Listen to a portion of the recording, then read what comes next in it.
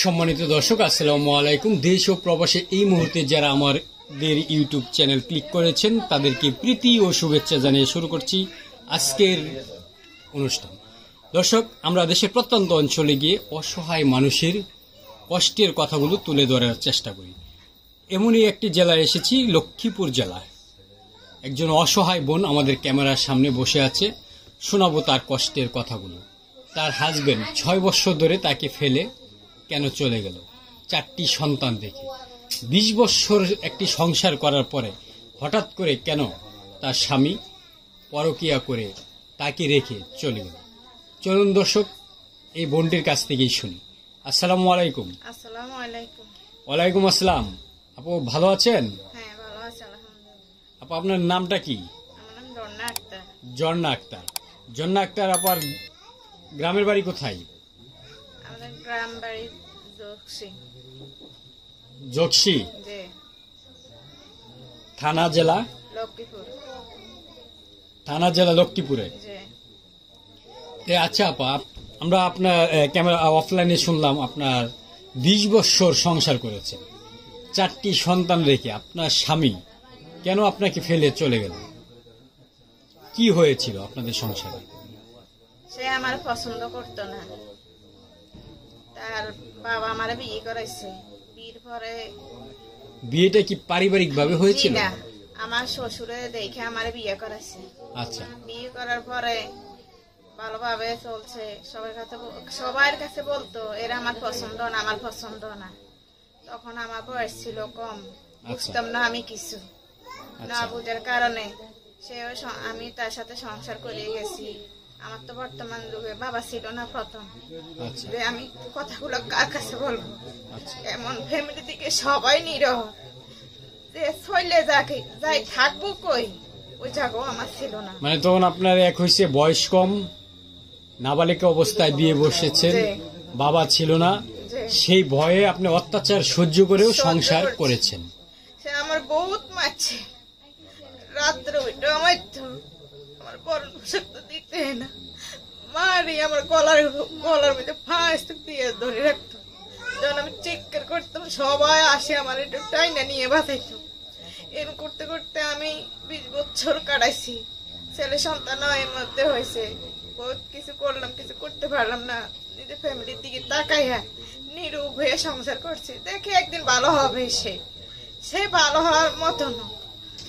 এত অত্যাচার, এত কষ্ট, অত্যাচার আমার অঙ্গে থাক, যে আমার দেখার মতো না।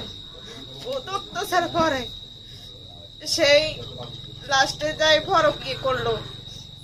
পরকীয়া করছে আর আমি তার কাছে আমি তার মাইনা নিব, তুমি আমার কাছে নিয়ে আসো। কইছে না, তোমার সাথে হ্যাঁ সাথে কখনো মিলে না, তুমি কি আর হ্যাঁ কি। তা আমি কাছে তোমার জন্য আগে পছন্দ না হয়তো তুমি আমার ছাইড়া দিতা এবং আমার ডিভোর্স দিয়ে দিতা, আমি চলে থাকতাম।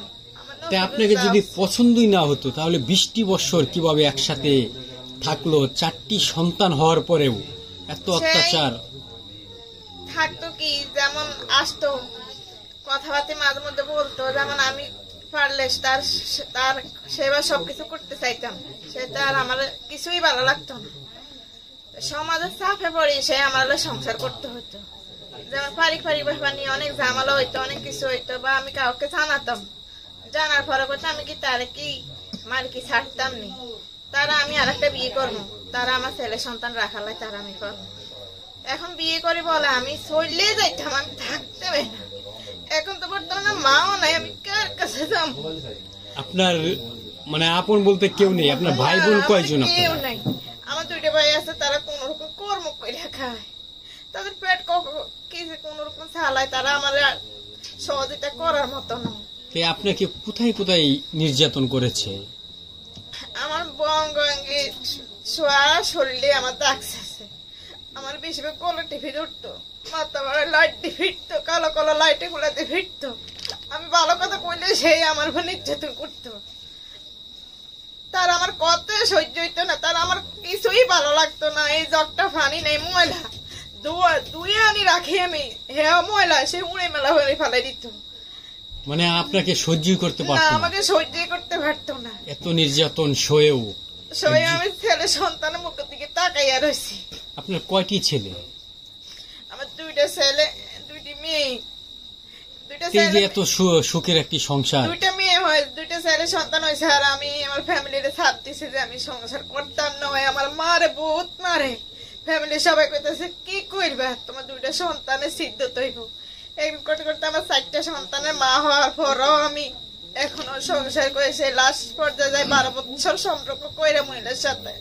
আচ্ছা বোন, 6 বছর বিয়ে একটি করছে। কথা এখানে, মানে আপনার তো পারিবারিক ভাবে বিয়ে হয়েছে, যে তো আপনার স্বামী যদি আপনাকে পছন্দ নাই করত, তাহলে আপনি কেন সন্তান নিলেন?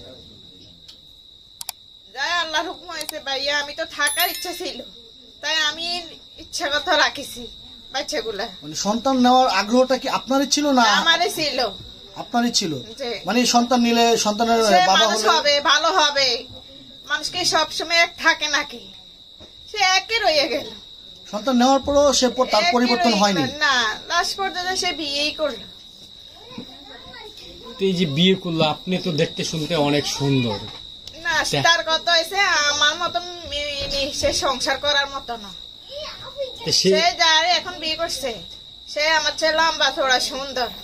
তা আপনিও তো লম্বা চড়া একজন মেয়ে, যতটুকু প্রয়োজন হয়তো সেরকমই, কিন্তু তারপরও আপনাকে পছন্দ করেনি। 20টি বছর সংসার করলেন, 4টি সন্তান হলো। তে আপনার স্বামী কি অনেক স্মার্ট, অনেক সুন্দর? না, হ্যাঁ শ্যাম্পর নয় না, লম্বা। তো এই যে 20টি বছর কিভাবে তার সাথে কাটালেন এত নির্যাতন সহ্য করে? বাচ্চাকে মুখের দিকে তাকাইয়া রয়েছি আমি ভাই, কিছু করার ছিল না। আমার ফ্যামিলিগত যদি আমি সাপোর্ট পাইতাম তাহলে আমি কিছু করতে পারতাম, কিন্তু আমার ফ্যামিলিগত ছিল নর্মাল। তো এই যে আপনার কি কোনো দিক দিয়ে কোনো ভালোবাসার অভাব ছিল যে আপনাকে রেখে আরেকটি? হ্যাঁ, না, আমার যতটুকু দেওয়া তারা আমি দিতে চেষ্টা করছি, কিছু নিতে পারে নাই। সে নিতে পারে নাই। সে আমারে পছন্দ করতো না, তো আমি কি নিব, কিন্তু আমি আমার সবগুলো দেওয়ার মতো তার ছিল। সবকিছু থাকা সত্ত্বেও সে পরকীয়া আসক্ত হয়ে যায়। যে তো এই যে পরকীয়া করে কত বছর ধরে এখন আপনার কাছ থেকে আলাদা আছে? এখন 6 বছর। তো এই যে 6টি বছর আপনি 4টি সন্তান নিয়ে কিভাবে আছেন? আমি আছি দেশের সবাই, যখন সে বিয়ে করলো তখন আমি 10 সালে জানালাম, 10 জনে জানার পরে করলো তুমি কি করবা, তোমার 4টা সন্তান তুমি কই দেবা, তুমি 11 ফালায় রাখি গেলে আল্লাহর কাছে গুণের বাকিটা থাকবা, কি করবো। মাঝে কিছুদিন আগে গলা ফাঁস দিতে গেছিলাম, কিন্তু ফোলা ফাইনালে পারিনি। যে না পারি তাদের বরণ পোশাক ঠিক মতো দিতে, না পারি তাদের খাওয়াইতে, না পারি তাদের শিক্ষার দিকে ঢাল করতে, মানে তাদের প্রাইভেট পড়ানি, তাদের বিভিন্ন খরচ। একটা ফোলা ফাইন যখন পরীক্ষার্থী থাকে তার ফোলা ফাইনের সর্বদিকে দেখতে হয়, আমি কিছুই দেখতে পারি না। আমি ফার্স্ট দিতাম গেছি, তা মরতে পারি না ফোলা ফাইনালে। আসলে বোন, আত্মহত্যা করা মহাপাপ। আপনি আত্মহত্যা করলে হয়তো বা আপনি বেঁচে যাবেন, কিন্তু আপনার 4টি সন্তান ইতিম হয়ে যাবে। সেই সন্তানরাও তো আপনার মতোই হয়ে যাবে। তাহলে এই যে এত কষ্ট, এত নির্যাতন সয়ে 4টি সন্তানের মা হয়েছেন, সেটা কোনো লাভ হবে না। আমরা চাইবো আপনি সেই পথে না যান। দর্শক, এই ঝর্ণা বেগমের গল্প শুনলে আসলেই হয়তোবা অনেকের মনেই কষ্ট লাগবে। কি করে 20টি বৎসর অঙ্গে অঙ্গে যার নির্যাতন সয়ে 20টি বৎসর সংসার করেছেন 4টি সন্তানের মুখের আশা, সেই স্বামী ফেলে চলে গেল। 6টি বৎসর। এই ঝর্ণা বেগমের বয়স তেমন না, হয়তোবা 30-32 এরকম হবে। খুব অল্প বয়সে বিয়ে হয়েছিল, যখন কিছু বুঝতো না তখন তার বিয়ে হয়। আচ্ছা, এই যে 6টি বৎসর ধরে আপনার স্বামীর বাড়িতে কোনো জায়গা সম্পত্তি কি আছে? কিছুই নাই, তার বাবার কোনো সম্পদ নাই।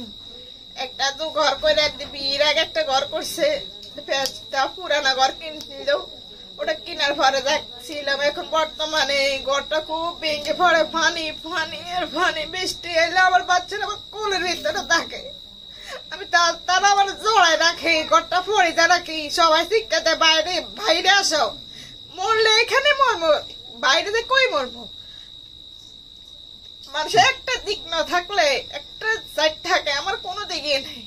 দর্শক, কতটা কষ্ট নিয়ে আজ আমাদের ক্যামেরার সামনে এসেছে এই বোনটি। একটি থাকার ঘর নেই, 4টি সন্তান নিয়ে সাগরে ভাসছেন সেই পাষাণ স্বামী, তাকে পাষাণই বলবো। এই 4টি সন্তান রেখে যে পরকীয়া করে এই সন্তানের ভরণ পোষণের দায়িত্ব না নিয়ে সে আরেকটি বিয়ে করে আমোদ ফুর্তিতে সে সংসার করছেন, আর এদিকে তার 4টি সন্তান না খাই স্ত্রী ঘরে রেখে, এত সুন্দর একটি স্ত্রী রেখে আরেকটি স্ত্রীকে নিয়ে সে বসবাস করছেন। কোথায় কার কাছে বিচার দেব? আচ্ছা, এই যে আপনার সন্তানের বয়স কত? আমার বড় ছেলের 12 বছর, মেয়ে বড়টার 8 বছর। তা আপনার সন্তানেরা কি আপনার হাজবেন্ডের সাথে কথা বলে? হ্যাঁ, মাঝে মাঝে কথা বলে। বড় ছেলে তো একটু বুঝে রয়েছে, হ্যাঁ বললে, হ্যাঁ সাথে উল্টো পাল্টা কথা বলে। এর সাথে অনেক উল্টো পাল্টা কথা বললে তো তারা ভয়ে, তারা ধমক দেয়, ধমক দিলে তারা ভয়ে কথা বলে না। এই যে এখন আপনি কিভাবে আপনার সংসারটা চলছে? ওই যে কারো কিছু কইলে দিলে তারা সহযোগিতা করে, যে যা পারে আমার সহযোগিতা করে, এতটুকু পর্যন্ত। আপনার সন্তানদেরকে লেখাপড়া করাচ্ছেন? লেখাপড়া ওই যে মাস্টার করে, স্কুলে স্যার করে যায় বললে এরাই মিলে আমার একটু সহযোগিতা করে আর কি। যে এখানে আমার 500 টাকায় আসে, ওইখানে আমার 200 টাকা নেই, আপনাকে একটু ছাড় দেয় আমার। এই অবস্থায় আপনি এখন এই যে আজ আমাদের ক্যামেরার সামনে এসেছেন কেন? আসছি আমি সহযোগিতা ছাড়ার লাই, আমার বাচ্চাগুলো পড়ালেখা করার লাই, আমার একটা গর্জন করতে পারি, আমার 10 জনে একটু সহযোগিতা করে, আমি খুব কষ্টে আছি। তা আপনাকে যদি কেউ সাহায্য সহযোগিতা করতে চায় তাহলে আপনার সাথে কিভাবে যোগাযোগ করবে? আমার একটা মোবাইল আছে। তো সেই মোবাইল নাম্বারটি কি ইউটিউব চ্যানেলে দিবেন? এই চ্যানেলের নাম্বারটি দিলে অনেক ভালো মানুষ, অনেক খারাপ মানুষ ফোন দিতে পারে। জেনে বুঝে কি নাম্বারটি দিবেন? আচ্ছা ঠিক আছে, দিবেন আমি নাম্বারটা। তাহলে বলুন, নাম্বারটি বলুন। দর্শক আমাদের সঙ্গেই থাকুন, আমরা নাম্বারটি দেওয়ার ব্যবস্থা করছি।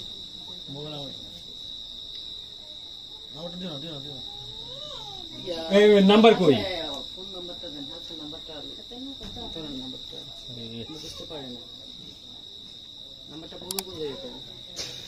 019 আচ্ছা বোন, নাম্বারটি বলুন। 019 36 022 518। 518। দর্শক, কেউ যদি এই ঝর্ণা বেগমকে একটু সহযোগিতা করেন তাহলে হয়তো তার 4টি সন্তান নিয়ে সে একটু ভালোভাবে খেয়ে পরে থাকতে পারবে। আপনারা তো অনেকভাবেই অনেক টাকা পয়সা খরচ করেন। আপনারা যে যদি বুলু বেগমের পুরো ভিডিওটি শুনেন, আমার মনে হয় একটু হলেও মনে দাগ লাগবে।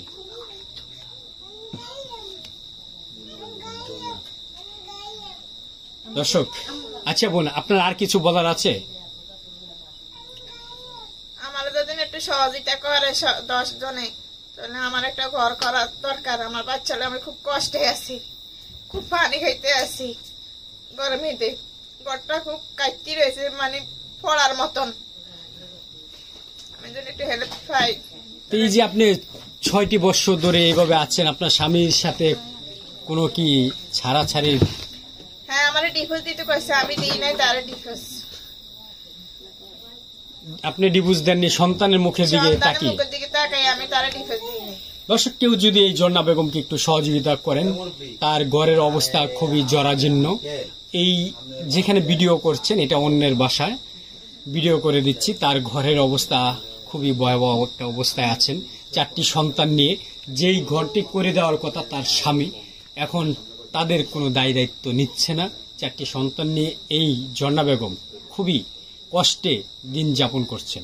যদি আপনাদের একটু মায়া দয়া হয় তাহলে এই ঝর্ণা বেগমের নাম্বারে যোগাযোগ করে যদি একটু সহযোগিতার হাত বাড়িয়ে দেন তাহলে হয়তোবা এই ঝর্ণা বেগম তার সন্তানদেরকে নিয়ে একটু হলেও ভালোভাবে বাঁচতে পারবে। দর্শক, আজ এ পর্যন্ত। অন্য কোনো জায়গায় অন্য কোনো প্রতিবেদন নিয়ে আপনাদের মাঝে হাজির হব। সে পর্যন্ত ভালো থাকবেন, সুস্থ থাকবেন, দিন শেষে একটি হলেও ভালো কাজ করবেন। আল্লাহ হাফেজ।